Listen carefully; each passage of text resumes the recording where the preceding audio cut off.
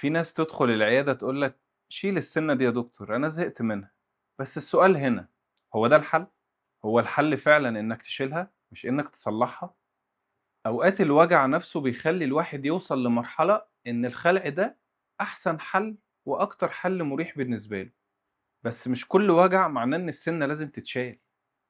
في وجع حله حشوة، وفي وجع تاني حله إن إحنا نشيل العصب وننضف ونعمل حشو عصب، وبعدين نعمل تلبيسة للسنة دي. وعلى فكرة الموضوع ده بيخلي السنة تعيش معاك سنين. طيب على الجانب الآخر، إحنا لو خلعنا المكان ده هيفضل فاضي. طيب إيه الحل؟ هل هنعمل تركيبة؟ هل هنعمل زراعة؟ هل هنسيب مكانه؟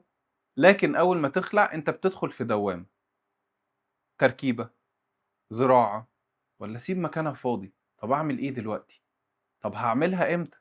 كل السيناريو الحزين ده ممكن تتفاداه إن أنت تاخد قرار صح في وقت ممكن تبقى واخد فيه القرار الغلط. خلينا متفقين إن الخلع قرار سهل جدا، بس عواقبه كبيرة وتكلفته عالية. أنت النهاردة هتروح تخلع بمبلغ أقل من حشو العصب، من التركيبة، طبيعي هتحسبها كده. بس على الجانب الآخر، شوف لو أنت خلعت النهاردة بعد كام سنة هتعالج الموضوع ده إزاي؟ تركيبة تمنها قد كده، زرعة تمنها قد كده.